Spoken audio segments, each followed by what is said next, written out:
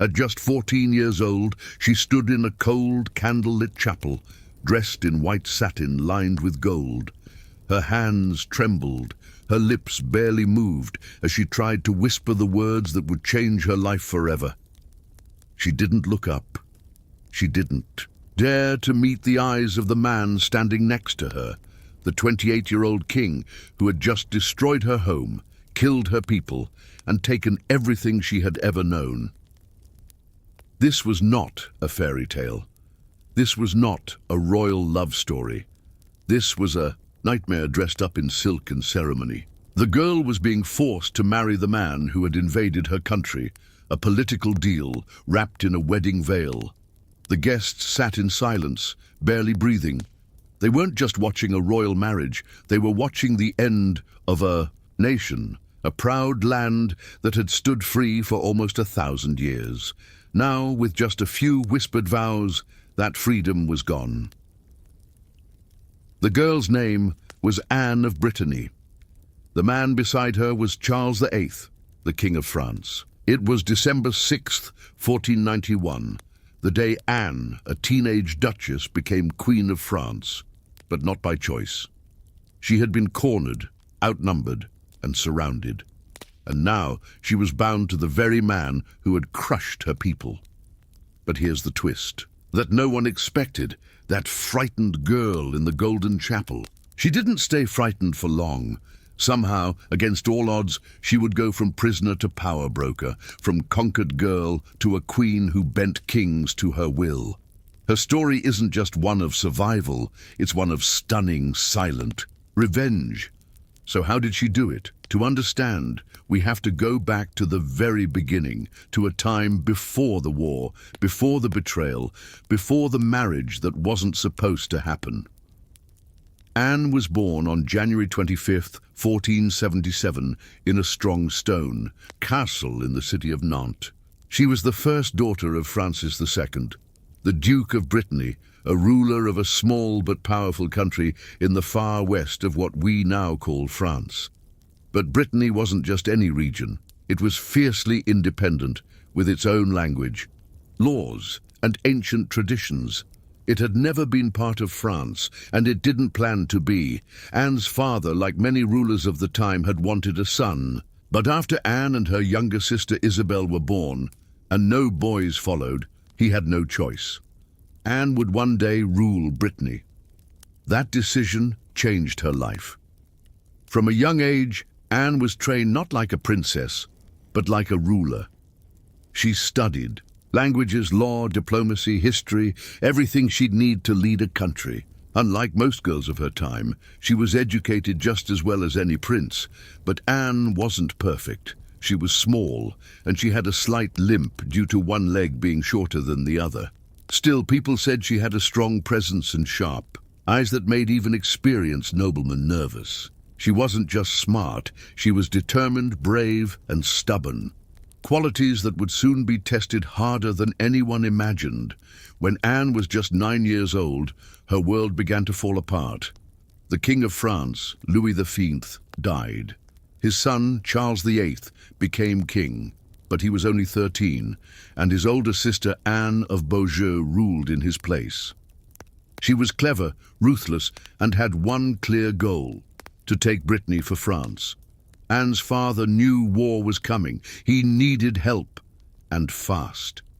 So he looked for a powerful ally, someone who could protect Brittany. In 1490, after months of secret talks, Anne was married by proxy to Maximilian of Austria, the Holy Roman Emperor. That meant she was married in name only, without him being there, a legal trick often used in royal deals. But this marriage sent France into a rage. If Brittany joined with Austria, France would be surrounded by enemies. That couldn't happen. So Charles VIII declared the marriage illegal and launched a full invasion of Brittany. Anne's life was turned upside down. French armies swept through her land. Her people were slaughtered. Her father, sick and heartbroken after losing key battles, died just weeks later. At only 14, Anne became Duchess of Brittany, but her duchy was crumbling. Now she was alone. Her advisors were gone. Her allies abandoned her. Even Maximilian, her husband, gave her nothing but empty promises. The French were closing in. She retreated to the castle of Rennes, the last place still under her control. As French forces began the siege of Rennes, Anne didn't give up. She walked the walls, handed out food, encouraged her soldiers, but they were starving. Winter was coming. The walls were breaking. Then came Charles's final offer, one that would decide Anne's fate forever. He told her, "End your marriage to Maximilian. Marry me instead, or I will crush Rennes, kill your supporters, and take your duchy by force." It wasn't a choice. It was a threat. On December 6, 1491, Anne of Brittany married her enemy, but her story was far from over. The wedding of Anne of Brittany to Charles VIII was silent, solemn, and cold. Everyone in the chapel knew the truth. This wasn't love. This was conquest. The French king had taken Brittany by sword, and now he sealed his victory with a ring. Anne didn't wear her usual Breton blue. She wore French white and gold, the colors of a bride, but not a willing one. Even the ceremony felt strange. Just days before, Anne had still called herself the wife of Maximilian of Austria. But now she had been forced to annul that marriage, a humiliating move that made her look like a traitor to her own people. The Pope approved the annulment, but no one was fooled. This was politics, not religion. At just 14, Anne became Queen of France. But what kind of queen could she be? According to the marriage contract, Anne was supposed to rule Brittany alongside her husband. She kept the title Duchess of Brittany, and the deal said that if Charles died before her without a son, she would marry the next king, just to make sure Brittany stayed under French control. In other words, Anne's duchy was now trapped inside a golden cage, and so was she. Life at the French court was lonely. The language was different, the customs were strange, and the king didn't love her. He only wanted her lands. Charles ignored Anne most of the time. He was childish, awkward, and more interested in his dreams of conquering Italy than spending time with his new wife. Anne, meanwhile, was surrounded by French nobles who didn't trust her. They saw her as a foreigner and a former enemy. She couldn't bring her own Breton ladies-in-waiting. She couldn't speak freely. Every word, every movement was watched. But Anne didn't complain. Instead, she observed, she listened, she learned. And slowly, quietly, she began to adapt. She studied French law and politics. She befriended the king's sister-in-law. She built alliances with noblewomen and courtiers. While Charles played at war and ignored his queen, Anne built a web of influence, one thread at a time. And then something unexpected happened. Anne got pregnant. For the first time, she held real power. The French court was desperate for an heir, and if Anne could give Charles a son, she'd become not just queen, but the mother of the next king. In 1492, Anne gave birth to a son. The court erupted in celebration. Brittany's future, and France's control over it seemed to seem secure, but the baby died within weeks. Anne was crushed, but she didn't show it. She tried again, and again. Over the next few years, she gave birth to 7 children. Every time a child died, and all of them did, she mourned in silence, then carried on. The court whispered that she was cursed. Some even blamed her, Breton blood, but Anne never stopped fighting. In public, she played the role of a quiet, obedient queen. In private, she began plotting something no one expected, a return to power. Then, in 1498, everything changed. While walking through his castle, Charles VIII hit his head on a low doorway. At first, it seemed like nothing, but within hours, he collapsed. He was dead. Just 27 years old, Anne was now a widow, and according to her marriage contract, she was still bound to the French throne. The new king was Charles's cousin, Louis of Orléans, who became Louis XV. Anne hated him. Years earlier, Louis had fought against her father and tried to take Brittany by force. He was another enemy, and now he wanted to marry her, but there was a problem. Louis was already married to a powerful woman named Joan of France. So what did Louis do? He forced the Pope to annul his marriage, claiming it had never been real because Joan was physically deformed. It was cruel. And it worked. The Pope agreed. Now Louis was free to marry Anne, and just like before, Anne had no real choice. If she refused, Brittany would be taken by force. Again. So in 1499, Anne married her second enemy. But this time, she was ready. Unlike her first marriage, Anne made sure this one had new rules. She forced Louis to agree that if they had no sons, Brittany would go back to her heirs, not to the French crown. It was a bold move, and he signed it. Now Anne was queen again, but this time she came back stronger, smarter, and more determined than ever. She began rebuilding Breton culture in the French court. She filled her household with Breton artists, scholars, and advisors. She taught her children her native language, and she poured money into supporting her homeland, even from Paris. Behind the courtly smiles and royal robes, Anne of Brittany had become a quiet rebel, a queen with a mission. She wasn't just surviving anymore. She was planning something bigger. By the year 1500, Anne of Brittany had spent most of her life as a queen, but she had never stopped being a duchess. Even after 2 royal weddings, even after being crowned twice as Queen of France, Anne's heart still belonged to Brittany, and now, at the height of her power, she was ready to make her move. She knew Brittany was still in danger. France wanted to swallow it completely. Her enemies believed that if they just waited long enough, Anne would die childless or powerless, and the duchy would fall into French hands forever. But Anne had other plans. Her second husband, King Louis XIII, respected her more than Charles ever had. He was older, more careful, and, at least in public, he listened to her. He let her rule Brittany directly, and even allowed her to visit it often. When she went home to Rennes or Nantes, she wasn't a French queen anymore. She was Anne, Duchess of Brittany, and the people still loved her. She restored Breton laws, defended local traditions, and reappointed Breton advisors. She rebuilt the duchy's finances and protected it from being taxed like the rest of France. Everywhere she went, she made sure Brittany remembered what it was, independent in spirit, even if not on paper.